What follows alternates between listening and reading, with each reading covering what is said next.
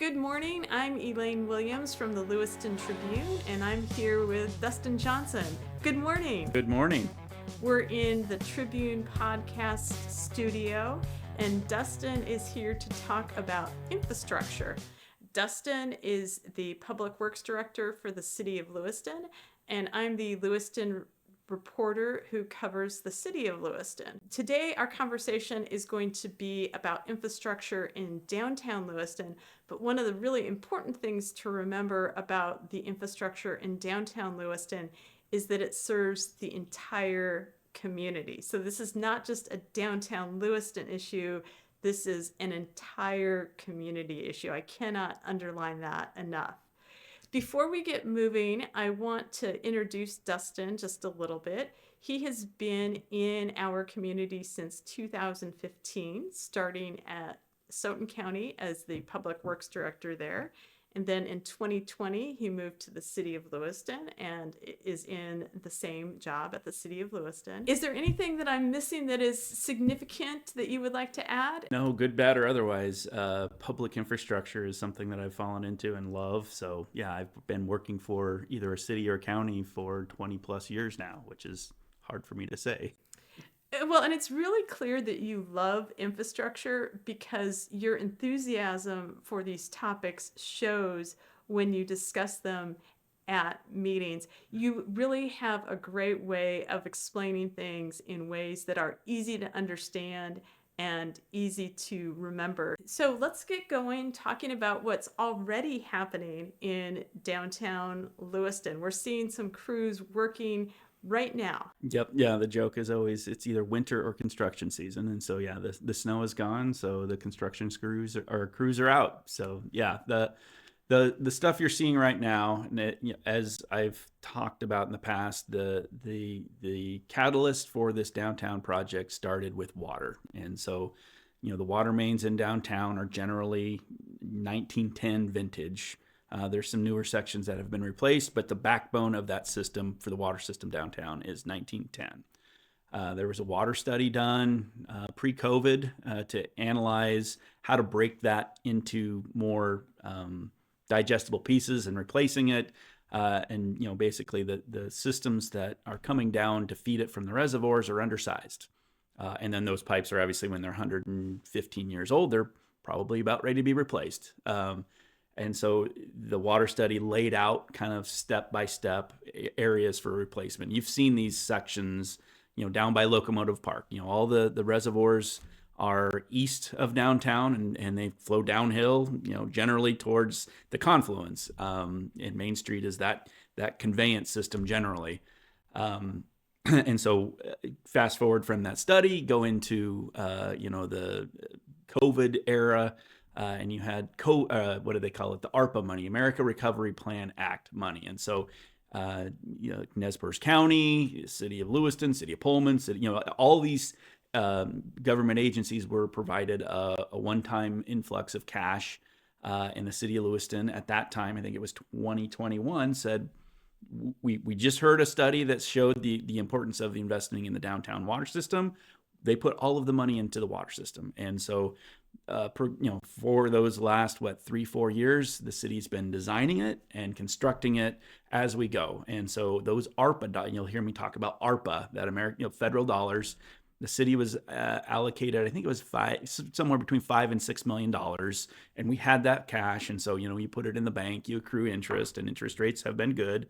And so, we have, an influx of money. So we just keep going along. Where we're at today, probably, as we're spending it as we speak right now, somewhere between 2 and 3 million. So we've spent that down. The rules for that money was it had to be what they called obligated. So you had to tell the federal government where you're going to spend that money by the end of 24, which we did, when downtown, and they have to be spent by 26. So, to complicate the issue even slightly more, because infrastructure is complicated, you have other deficiencies in the downtown. And so that's where this concept of a larger project came. And so what we're doing right now is the stuff that needed to be fixed. It's not in Main Street. It literally at Morgan's Alley. It went into Main Street and then out of it on that short section of 3rd. And then now we're going or through 3rd and going east out of on D Street. And so that's a short segment that isn't as impactful as the Main Street water. Then we have another segment on 5th.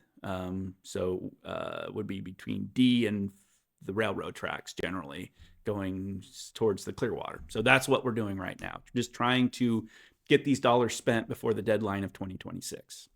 And could you clarify that the pipes that are being constructed right now are water pipes? Yeah, this is all water. Nothing beyond water. There's other projects going around town that are wastewater that aren't attached to the bond. There's other stormwater projects. There's going to be more pavement projects, but right now in the Main Street, what you see right there at Bojack's, moving D Street, that is just water right now. And to clarify, that water is water that is used for drinking water in downtown, and it's also used to fight fires. Is that correct? Our municipal system, yeah. So it's a diverse system where we either take it out of the Clearwater, treat it at the water treatment plant, or we pump it out of the ground out of a well. It is safe to drink, treated, but it is also charged. The system, I say charged, it's a pressurized system. So when you open up that fire hydrant and you hook a hose to it, you can fight fires too, or into a building with a fire sprinkler suppression system. So since we're already talking about water is one of the things that will be improved if the bond passes. So what can you share about additional improvements that will be possible in water if the bond passes? Yeah. So it's, as you may have figured out already, when you built a water main from 1910, the infrastructure, the buildings, our function, everything that we did in 1910 was there was no Wi-Fi in 1910. There, you can just keep extrapolating all the way through of how life was different in 1910. There was no fire suppression sprinklers. There were hydrants, but the standardization of pressures and how you're going to, building code, all of that stuff was completely different. And so in order to reinvest in some of these buildings downtown or just generally make them safer, you need more water. You need, it's the water pressures are adequate, but the water volume is without a better word lacking. So there's a lot of investment opportunity downtown. There's a lot of investment opportunity all over Lewiston, and so that is our goal, is to just bring these pipes up to current standards. Now, talk a little bit about how old are the oldest pipes in downtown Lewiston, and what are the diameters of those oldest pipes in downtown Lewiston? Yep. So as I said, the backbone is 1910. And what's how a water system works is you bring it in what we'll call it a trunk line, a transmission line. It's a large diameter pipe, and what we have currently in Main Street is 12 inches.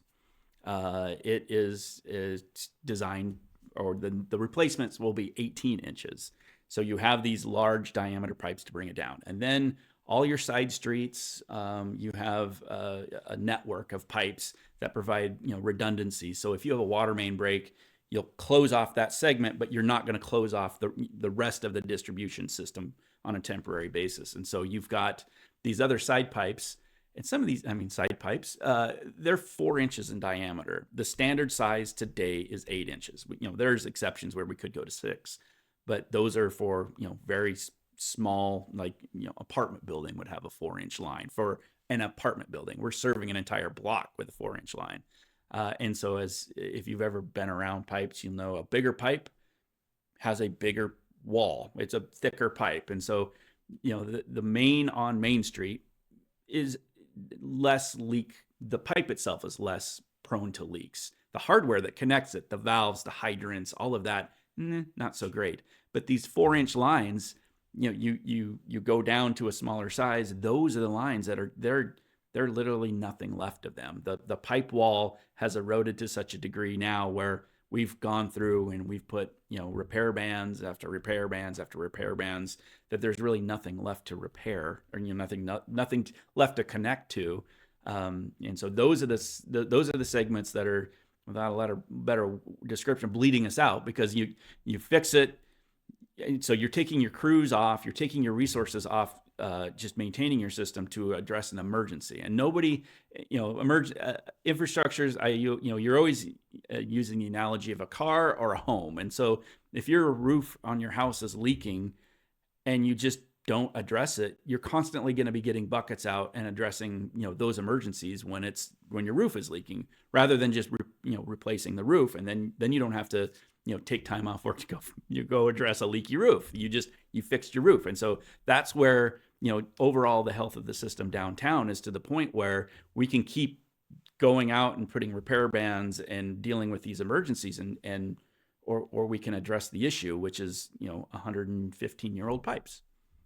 And is the frequency that your crews are responding to emergency leaks in downtown increasing? Yeah, it's again, one thing that, as in public works or any engineering, trying to in the public sector, you're always gonna have more problems than you have money, and so you need to be smarter, and so you need to be able to track data. And so one thing that the city has invested in is our data management, our what we have a GIS system where we can get on a spatial map and show the areas for this one where we track every time we have a water main leak, and we put a data point on there and say, okay, on this date we fix this, and then this date we fix that. And so then we can sort that data and show you this particular block has had 6 water main leaks in 5 years. And so I can even dive down into the data and show you, okay, we had a crew of 4 out there on a Sunday. We paid them overtime and it cost this much money. And it was on a Wednesday, we pulled them off this job. I can get down to that granular data and show you. I mean, many people don't want to get that level, but I can show you a map that shows, all the trouble spots, like the one on that I use is at the corner of D and First around the hotel. That is a prevalent leaking spot. And so you'll see a bunch of patches and you'll say, oh, the road's really bad there. No, the road's not bad because it's all patches, because we've dug up that water main to repair it over and over and over. And so, yeah, the trend line is not great. And in the industry, you measure how many feet of water line you have over how many water main leaks have you had there. And yeah, this particular segment from 9th Street to 1st Street and downtown is not healthy. And are there some of the pipes that have been patched so many times that there maybe are some concerns that if another leak happens that you might not be able to patch it again? Yeah, and that's where we just start. You have to, when there's nothing left to band or repair, you just cut that segment out.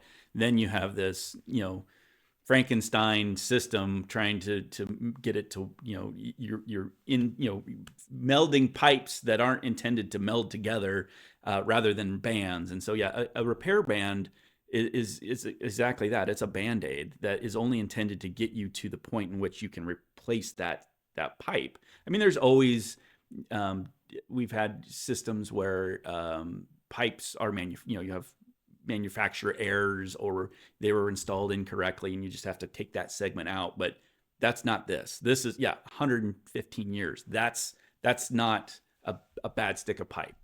So you go in there and you have to replace that with another segment. Well, that segment is just throwing good money after bad, because the whole thing's got to come out. So that's what you end up doing, is replacing a segment. So we've covered water now.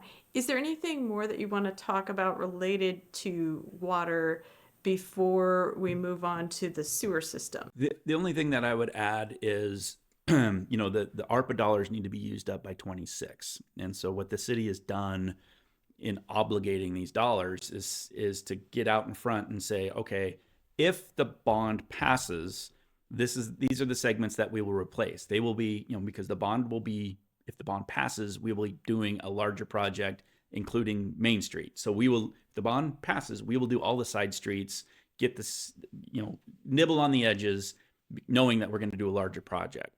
If the bond fails, we're going into Main Street, because the worst case scenario would be we don't do the replacement on Main Street, which is the most critical component of this, and the bond fails. And so we cannot do Main Street. And so regardless of what happens on the bond, we have to spend these ARPA dollars. So you will see different projects moving forward this summer, and they're all just water projects. So let's move to sewer. If you could talk a little bit about the deficiencies in the sewer system, what the bond would do to remedy those, and additionally talk a little bit about how the sewer system in downtown Lewiston serves the entire community. Yeah. This is where the concept of a larger project, one big project, really kind of morphed. And so, we've already talked about water. And so water is typically shallow. I mean, I say shallow, 4 to 5 feet deep, 6 feet deep. It can be dug in a trench. I don't want to say minimally impact, because if you're stuck in construction right now, you're saying, yeah, this is impacting me. But wastewater, specifically downtown, is 20 feet deep, 15, 20 feet deep. A lot of this was because you set that grade in the 30s, 20s, or 30s. And there was no levees. There was no, I mean, you had to get, the wastewater treatment plant was on the other side of the river, at least in the transition period of the 30s. And so they were purposely built very deep so you can get under the river and pumped over to the wastewater plant. And so that elevation, because sewer operates by gravity. And so everything is gravity fed down from all the way up in the orchards. So and that's the key point right now, is all of the sewer that is on this side of the river, so not counting North Lewiston, not counting Clarkston, comes through downtown. It either goes on a roundabout way through Lindsay Creek and then down I call it Lindsay Creek drainage, but it's off, up in the orchards. It tips off kind of northeast, or Tammany. So it tips towards the Snake River and tips down on Snake River Avenue. So it works its way generally around Normal Hill and converges, well, actually where we're at right now is just by the printing press of the Tribune. It comes across, and that's where it goes across the river by the railroad track bridge.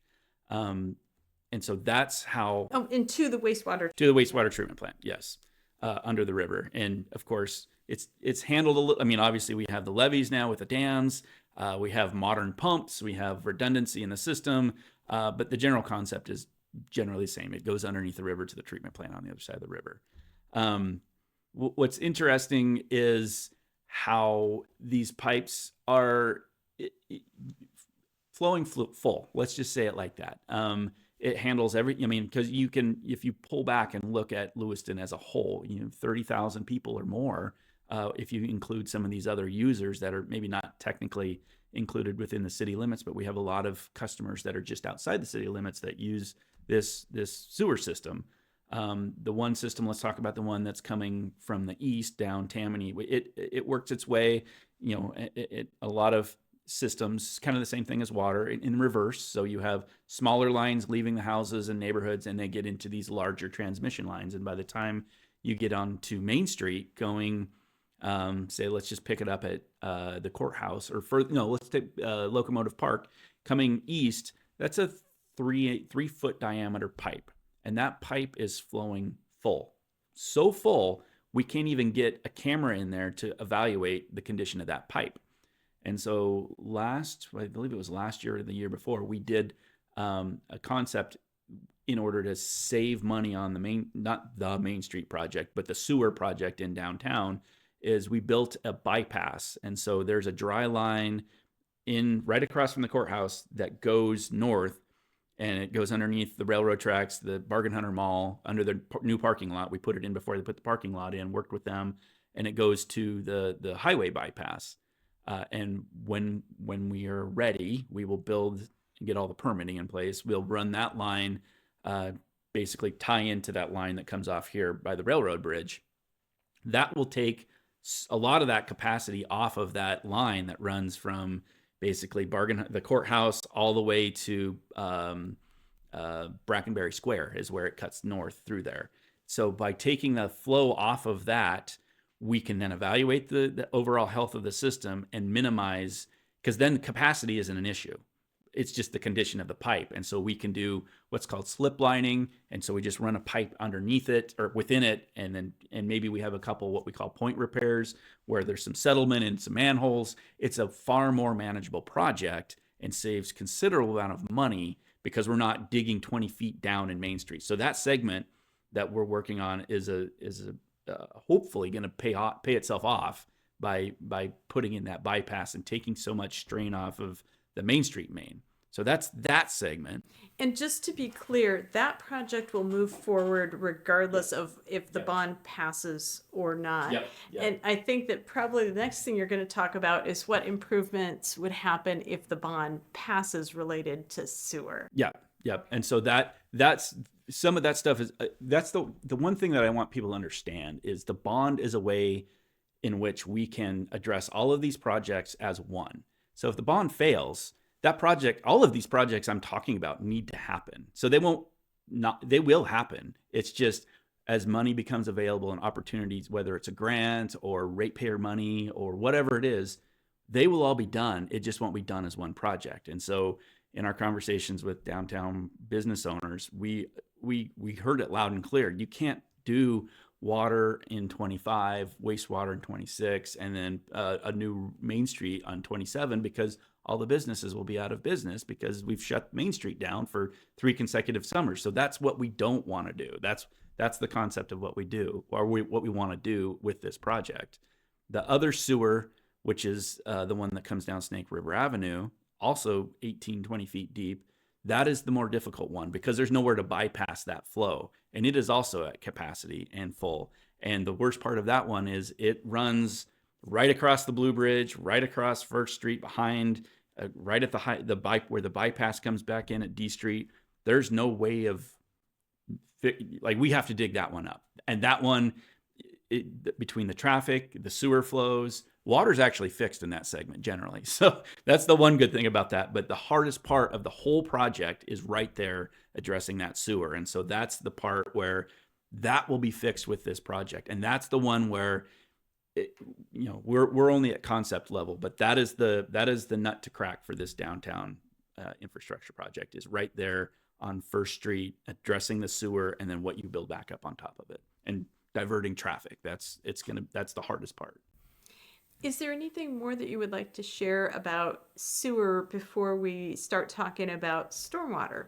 No, I think the only takeaway with this is, one, it's deep, and two, all of the sewer flow for the city goes through downtown. And so when I meet with people and we've had open houses up at the orchards and conversations, and they're asking, well, why are you only focusing on Main Street? And I'm trying to communicate that Lewiston, everything goes downhill, and this is an impactful project to everybody in Lewiston. And speaking of impact to everyone in Lewiston, one of the pictures that you've shown related to stormwater is a picture of the entrance to the St. Joseph Regional Medical Center emergency room. Would you start talking about that as an introduction to our stormwater conversation? Yeah. So again, and it's kind of funny how each individual components kind of take off from one another. And so, we started with water, now we're wastewater, now talking about stormwater. When the levees went in, now the elevation of the river outside of Main Street is higher than Main Street, and so the Army Corps maintains these ponds. And so if you're familiar with Lewiston and driving around and seeing, walk on the levee trails, you see these ponds. And so those were built in the 70s. Those are, dating myself, they're 40, 50 years old, but they're modern infrastructure. They don't go back to the early 1900s. And so, and they've been maintained. They've been maintained by the Corps. And so those systems, we trust those systems, we rely on those systems. But as you get further back into say D Street and Main Street and F Street, and then up into Normal Hill, those systems were not, they were considered, but the conveyance system wasn't upgraded with those systems, with the core systems. And so you start, if you really look at it holistically, you start seeing how the storm water system that conveys flow all the way from Normal Hill. I mean, we're talking LCSC, Harris Field, all of these systems, it's a hodgepodge. And I keep saying a hodgepodge because this system kind of goes into this pond, or this system kind of peters out and doesn't go anywhere. And the one that you're talking about for the hospital, it is an adequate system that addresses kind of up there. You've got Pioneer Park, you've got the hospital. And so the conveyance pipes that are out in front of those buildings and those blocks, they're fine. They work, they convey flow. The problem is if you go where it is conveyed down, because everything, obviously water wants to go downhill, that pipe that picks it up down, it would be the old 6th Street right away, which is those stairs that connect from New 6th up there to the top of Normal Hill and Pioneer Park. If you're not familiar, they were built in the 30s too. That pipe that basically collects all of that drainage, 4 blocks or whatever it is around St. Joe's campus, I think it's a 6 or an 8-inch pipe conveying flow out of a 20-inch pipe. So you can imagine on a normal, nice little rainstorm, it handles the flow just fine. But if you have a large rain event, those 20-inch pipes or 12-inch pipes or whatever it is up on top, and they're all discharging into a 6-inch pipe going down, that's what happened. The engineering term is surcharge, because that flow can't go down. And so it just starts backing up. It starts backing up the manholes. It'll back right up into the parking lot, and then it'll start backing up into the emergency room. Then it'll start backing up into the ambulance where they dock all below that. And so that one, and I've met with the hospital, and it's this light bulb moment of like, oh, your pipes aren't the problem, it's that pipe. And so you start looking at, and that's just the hospital. I mean, the hospital is a major, obviously if there's some sort of catastrophic event and you've got flooding and you've got people who need to get to the emergency room, you don't want those working concurrently at the same time. So this just addressed that in the big picture of things. That pipe, it's not in pavement, it's in old right-of-way, in stairs that probably need to be, upgraded or replaced. They're from the 30s. And just, that's a simple fix. You just upsize a pipe from 6 inches to 20 inches, because all those pipes in F Street have been replaced. And once you get, we're talking now Main Street, and you can get that stuff conveyed, the flow into those ponds, it's just connecting the dots. It's not rocket science. So, and that was an easy one to say, oh, you just fixed that. Okay, so you've addressed another deficiency in this whole network. Let's talk a little bit more about that ambulance before we move on with our conversation.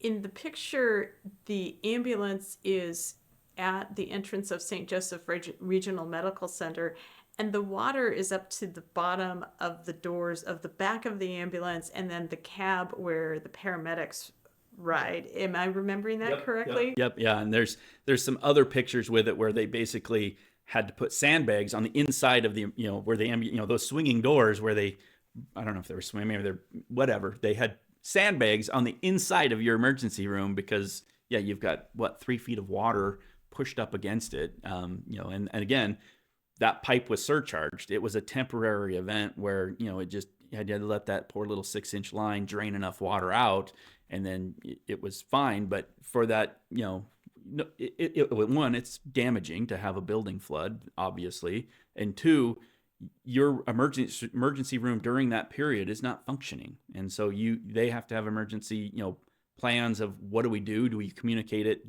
to Tri-State or Moscow, Pullman, whoever, that we can't take patients at this point. And so, if there's any catastrophic events during that window, that is not, not what we want for our community. And to clarify, that was something that happened with incredibly heavy rain. So that's not any time that we see a rain cloud. Exactly. It was a very heavy storm. That that will it will happen again, because we will have these 20-30 year events that are big downpours. They're typically in the summer. You get those big thunder boomers in July. I remember that event. It was a Friday afternoon, and I was looking forward to going home for the weekend, but I worked late that day because we had localized flooding all over the place. But that 6-inch line can convey a normal flow. But when you have your whole network on that neighborhood going into that pipe, you're going to have these events, and it's predictable. So let's talk a little bit about streets and sidewalks and curbs and gutters, because it's very interesting to me that all of that actually plays a role in stormwater. So if you could talk about the connection that infrastructure has with stormwater, as well as the upgrades that we would see in streets if the bond passes, that would be helpful to our listeners. Yeah. So what's typically on a street, on any street, you look at highways, you look at a neighborhood street, you want some percent grade on that. And it's usually, like a regular highway driving down a flat road, it's got the 2% on each side, and that's intended so water will run off it.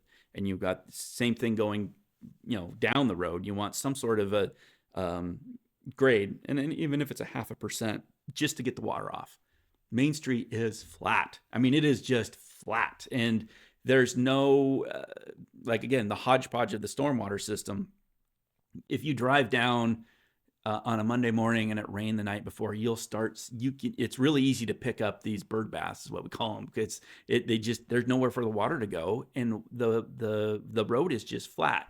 And so this, if we're digging up the street for everything from water, sewer, you would put a new, more modern design in there. So you have low points, you have high points. In your low points, you would put your catch basins, and then your pipes can convey that flow, to the system that I just described earlier. That's what you're shooting for, to avoid these bird baths. And so what happens in these bird baths, they end up in the winter, because it's going to rain more in the winter and the fall, it's going to freeze, it's going to get into the asphalt, it's going to get into the concrete, it's going to pop it, it's going to damage that asphalt or concrete or whatever else. Water is the enemy of basically anything, your house, your car, your street. So you're trying to keep the water out of that. And so that's what this project would help, is to, one, get some drainage off of that, and replace. You've got those planters that were retrofitted in, I think, in the 1980. They've served their life. I mean, they're 40 some odd years old now. They are to play my cards, they're a maintenance nightmare right now, because it not just is the gutter of Main Street flat. It's those planters, anything garbage, leaves, since it's I've seen literally just leaves dam up the storm conveyance system down there. So we're out there, and you can't even really get in there. You can't get a shovel in there because they've got a sill on them, and then people are hitting them.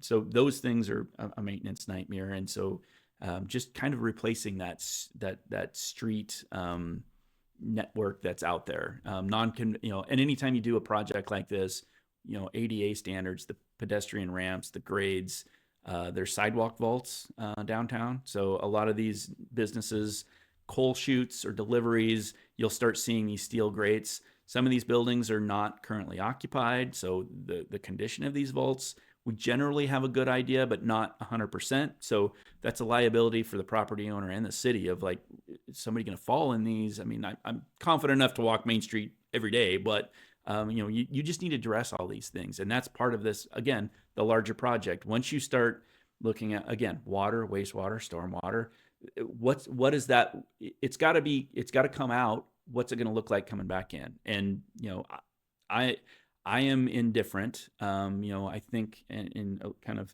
the leading edge of your question of what's it look like? What do we just, there's two thoughts right now. And having talked with a lot of people in Lewiston, there are two thoughts out there. A lot of the downtown property owners want, and businesses, specifically businesses, they want more foot traffic. They want slower speeds downtown. They want people to make downtown to be the destination. And so they don't like these one-way streets. They don't like fast traffic. They don't like these couplets. And so two-way traffic is what their preference is. And this predates me. I mean, this goes back into the 90s, where they were doing these surveys and studies and design charrettes where we get together and talk about how can we make downtown a destination and slow all these things. And two-way traffic was it. And so that's coming from the business owners. And the one way would be to to clear this up would be roundabouts. And so that was pitched on. And so, and to be completely, transparent, that was picked up from studies going back to the 90s. Okay. All right. That's what I heard. Then we start doing some engagement with the public and other agencies like Idaho Department of Transportation, who they have ownership on some of First Street, and as D Street comes off the bypass, that is Idaho Department of Transportation right of way. So Idaho Department of Transportation they don't allow roundabouts in their right of way. So, and then we start hearing from the public, and the public says, no, I don't want roundabouts. I like the way it is. Just put it back the way it is. Save money, put it away the way it is. And so as we've talked here, the infrastructure is 115 years old. The nightmare that I had as we started engaging, started getting feedback from the public, was that this was going to be a vote about roundabouts. This is going to be about two-way traffic. And this is my perspective as the engineer who's looking at what's under the ground. This is too important of an issue to be voting on roundabouts and traffic. This is, I had a conversation with somebody at one of our open houses. I said, once you get the underground stuff done, you can do whatever you want up top, and you're done. You don't have to come back for 125 years. And so if you want two-way traffic, if you that can be discussed once you get the pipes. And you could probably do different iterations over, the 50 years of like, oh, I didn't like the two-way traffic. Let's go back to one-way, because that's the life expectancy of some of this asphalt and some of these other stuff that's superficial on the surface. But the pipes under the ground will last for 125 years. And so that's my point that I'm trying to make to both sides of this. This is a pipes infrastructure underground, address the importance of, your sewer system, and then have the conversations with your city council, have the conversations with the state Department of Transportation, and figure out what is in the best interest of the community as a whole, and then move forward. Now, if the bond passes, the streets in downtown would be replaced at a modern standard. Yes. And it sounds like the traffic plan, which involves the questions of, is it traffic signals? Is it roundabouts? Do we have two-way traffic? Do we have one-way traffic? It sounds like those decisions would be made in cooperation with the Idaho Transportation Department after the bond passes. Yes. And then additionally, the city council would have to make a vote or have a vote on that transportation plan. Yeah. Ultimately, the city council will vote on the final design. I mean, and what we've done to this point is a concept level design. So we had to give the public something to say that, where did we get $25 million?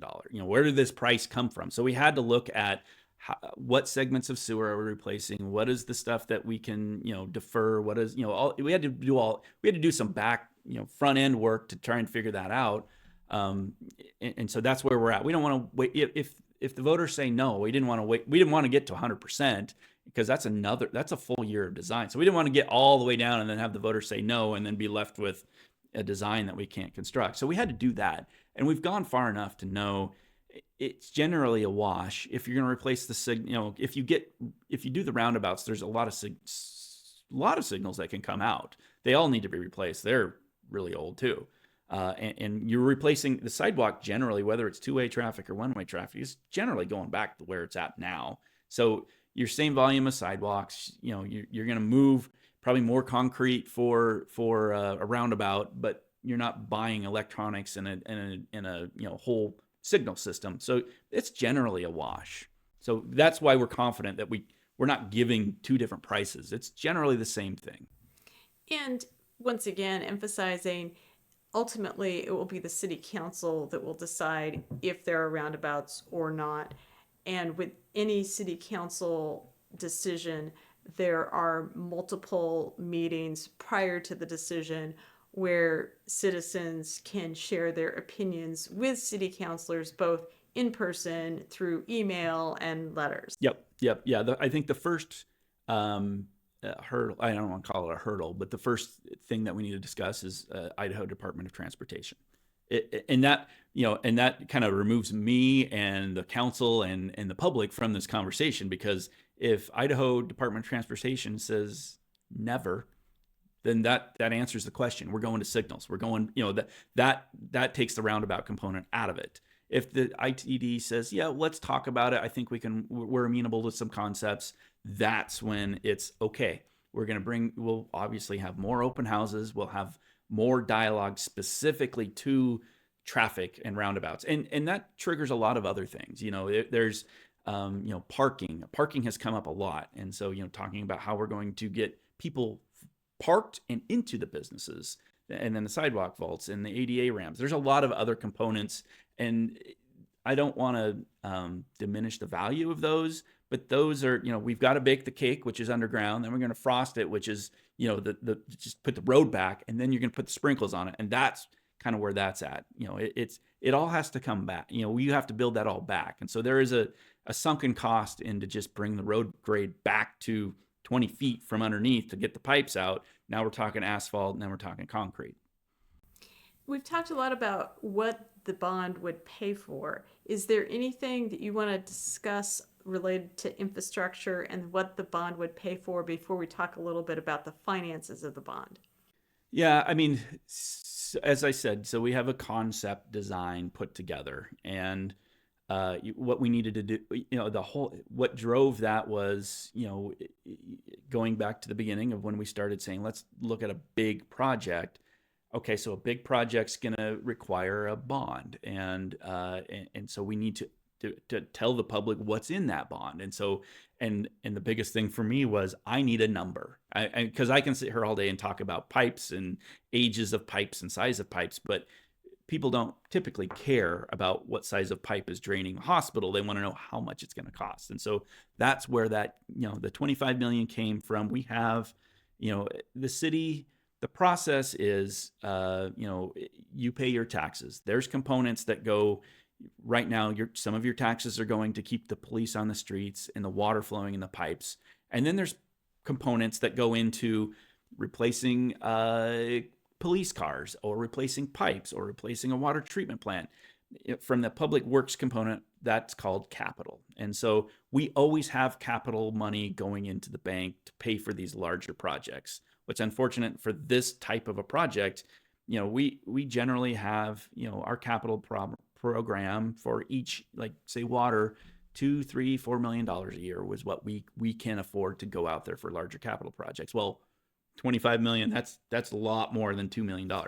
And so that's where we're looking at, we have the money, and to diversify, to spread this need across stormwater, enterprise utility fees, wastewater, water, and then transportation, which is paid for through property taxes. You spread that across. So not one entity is being, I want to say, hit harder than anyone. And so you diversify that. You're also, the savings in doing one large project, you're not digging the road up multiple times. So each entity has to pay for the dig up and replace. So when the road's open, you're doing all the pipes, putting it back, putting the road on. So you save a lot of money just by doing it like that. So one of the things that I'm hearing you say as you talk about the finances is that City of Lewiston residents have already been building some money to pay for this project, both through their property taxes and then the utility fees they pay for sewer, water, and stormwater. Yeah, that's one of the things when somebody comes to me and say, why do you need more money? And I said, no, this is old money. So, explain that, like I just said, there's a segment of your utility bills or even your property tax bills that the city council, I mean, let's dive into transportation, because transportation is the problem for a lot of communities, counties, cities, even the federal government, because there's a gas tax. So the city gets a certain portion for gas tax from the state of Idaho, but there's no, when you use water, you pay for the water. Same thing with wastewater. There's no utility for transportation. And so that has been the challenge for many communities, is just figure out how you pay for this stuff. And again, we're finding out it is not cheap to replace a road. And so this city council started I think we're year 4 now, creating what's called the Arterial Reconstruction Fund. And so that money goes into a dedicated fund that is specifically, and it's levied that way for transportation improvements. We specifically call it arterial reconstruction. So the Main Street, 21st Street, Thane, Bryden, Snake River Avenue, those are all our principal arterials, and all in a state where they are going to need some investment over the next 10, 15, 20 years. And so that program, as of this budget year, is $2.3 million. And so we've got $6 million or more put away, ready for that money to be budgeted. It's been in the, we build these capital funds and then we budget them accordingly. What's a problem is, we've already talked about it. This project's probably in the neighborhood of $35 million.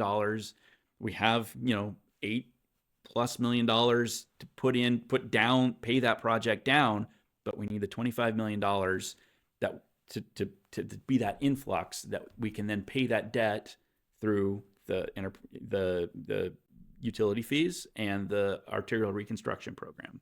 So overall, it's a $34 million project, roughly. Yeah. And there's about $6 million in reserves, and then about $3 million from ARPA money to cover it, plus the bond. Yep. And will people's property taxes increase if this bond passes? That is the answer that I can tell you is, with the numbers that I have, and I show them everywhere, every chance I get, is the council and the mayor have set this up so there is no impact to your property taxes or your utility fees, because, as I said, that debt service is built into this current budget. What's hard is this is a general obligation bond. I think you talked about it in the introduction, which requires a 2/3 vote. And the reason if you go back to 2018 when we built the wastewater plant, the water plant, those were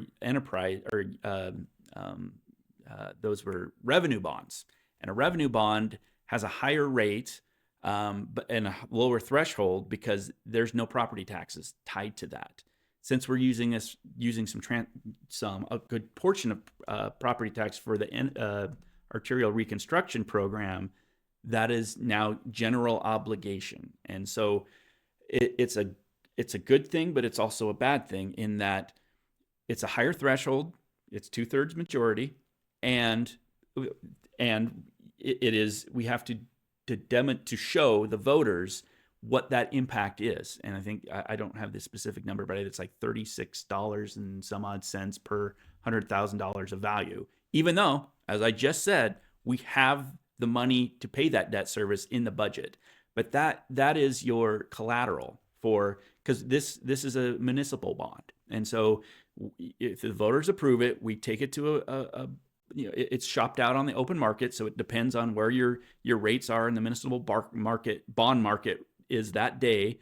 And it is a very safe investment because the city has taxing authority. And it says right there, if for whatever reason the whole world just falls apart and the water department is bankrupt and everything falls apart, the city still has the authority to tax the citizens for that $36 and whatever it is cents. And so, and I've, Marty upstairs has been asking me all the specific details of what could happen to make them, to call that property, to put that on the property tax bill. And I can't tell you that because that's a future council. That's a future, the way and I'll give the mayor credit. We've spent hours and hours and hours to try and tighten the belt, trying to cut out all of the pork of the city's budget and try and find ways to fund these arterial reconstruction programs. The money is there. I mean, as I said, it's $2.3 million in today's budget. And the debt service for that property tax component is roughly $1 million a year. So we're not even using half of what's in the budget. But I can't deny that's what it says on the ballot. It says the city has this is the equivalent of $36 and whatever cents per $100,000 of value. And I'm trying to be as transparent as I can. And I think Marty's column on Sunday kind of hit, that it is a project that is, has merit. Some people value it more than others, but this is a mechanism, a way to fund it. From my perspective, we've put a lot of time into it, try to be creative and try and not overburden any utility or property tax. And I've had these open houses with groups and saying, water system is in need of investment. The streets are needing investment. Sewer, all of these areas need investment. We can't expect to get money out of the sky or grants or private invest. That's not going to happen to fix this everything. And so I'm just trying to be out there with the public to say this is something that we came up with. The voters will speak, and we'll pivot and adjust and go from there. So to summarize, the city council and mayor have no plans at this time to increase property taxes to cover the payment on the bond. Correct. And there's plenty of existing revenue in the city's budget to cover those payments. Correct. That is the point that I really want to drive home. And the one thing that another topic is, the city has not raised their budget, the general fund, in 3 years. In fact, the first year they reduced it 2.5%. And in the last 2 years, they've held zero. And if you go back, and maybe I should have this number in my head of what inflation has been since 2021, it's been incredible how high that was, and we've stayed stagnant. And so that's been a lot of work behind the scenes to cut what was necessary, or just reevaluate how the city's budgeting. And it's hard because I know residential property taxes, people are paying a lot more than they did before COVID, and that's a whole different that's a different podcast for you. That's not necessarily pipes, but I'm telling you. And it's hard because I don't know if people don't believe that, or it's very complicated with how property taxes are assessed. But the city's budget has not increased in 3 years. There are a couple of variables that could put the city in a place where property taxes could increase, and one of those would be if a different set of elected officials had a different thought about this. Yep. And the other thing that could happen might be some unforeseen emergency, such as the sewer plant suffering some sort of catastrophic event that nobody could predict that would require a lot of money to repair. Yeah, and that's what is unique about this bond is it is a defined number. So as I said, $36 and whatever cents per 100,000. So it is defined, and it will go down because you assume the city will make payments, so that number will go down. A future council can do anything. I mean, they could scrap the budget and say, I want to put a slip and slide on the Lewiston grade and spend all the money on that. Or they could raise taxes the maximum amount they want every year. They could go after foregone taxes. They could reallocate fund. I mean, that's what a city council is there for, is to, set the budget and provide, direction of where the community is going to go. So what's unique about this bond is that's a set number. The boogeyman is what isn't set, what isn't known. What does the future hold? We don't know. And so it is hard because, as I've told you and told anybody who will listen to me, that is on the ballot, and that is true. And that I can show you all the numbers that we have budgeted in the utilities and the arterial reconstruction program. But in 5 years, I don't even know. I mean, I didn't, in 2015, I didn't use the word COVID. So, I mean, who knows where the world goes? But, as I said, that's a defined number. And I guess I'm trying to be as transparent and honest with how we've got to where we are today. And it's a trust. And so, we'll let the voters vote, and we'll see where we go. Well, what we do know is that all citizens of Lewiston who are registered voters will get a chance to share their opinion about this on the ballot on Tuesday, May 20th. What will the city do if the bond doesn't pass? Yeah, I mean, what's interesting about the timing of it is, we're probably a quarter into internally setting budgets for FY26. So that's a big thing. What are we doing? And so, as I already said, on water, we have to spend our ARPA dollars, and we'll spend them this construction season to give it. We don't want to wait till the last minute. So we will button up the ARPA. One, if it doesn't pass, we'll do as much water line as we can on Main Street and finish that.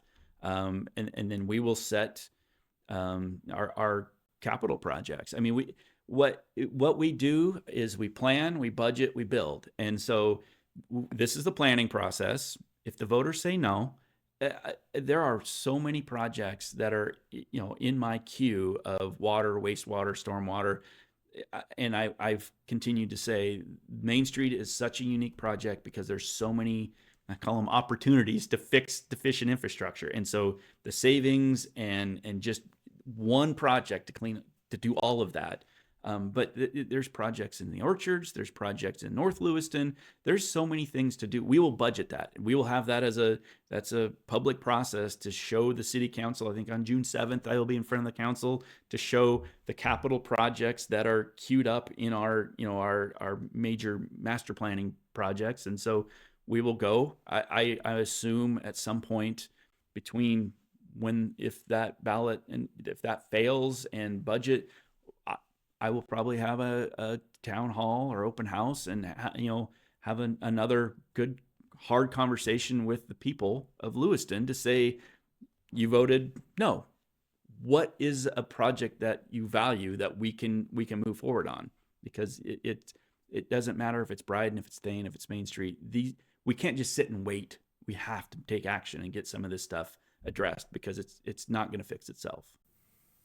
So it sounds like your plan would be to work with the citizens of Lewiston to see if there are infrastructure improvements in downtown Lewiston they could get behind. Yeah. And that's where if we had a work session Monday this week, and Councilor Spickelmeyer said, because he was asking him specifically on Bryden, and Bryden is a large project that is in dire need to be done.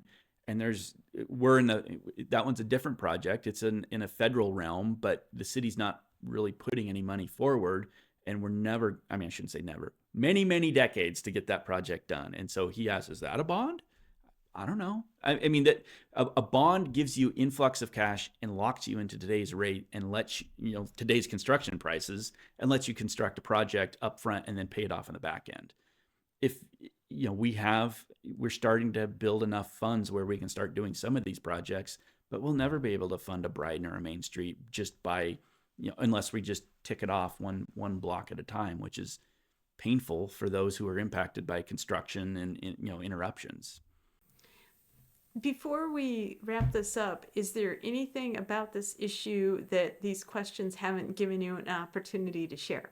No, not. I mean, this is very similar to a lot of the dialogue and the questions that I frequently get. I really do. I mean, I really do enjoy having these conversations, open houses, phone calls, in the street meetings, and I would definitely encourage. We're still, I think, almost 2 weeks away from the election. I would love to hear from anybody, what their questions are, what their concerns are. And I think generally I've really enjoyed it. And I've oftentimes said to the council in Public Works, we don't want to build something that the public doesn't want. And so if we don't hear from you, we take our studies, we take our plans, and we as I said, we plan, we budget, we build, and all of those processes are open to the public. And so this one is very, it's a large project, and there's a lot of people watching this one. And so, yeah, if you have questions, reach out, go to, there's an opportunity for, engagement. So let's hear from you. Well, thank you so much. I appreciate you being on our podcast, and thank you, listeners, for tuning in. Thanks so much.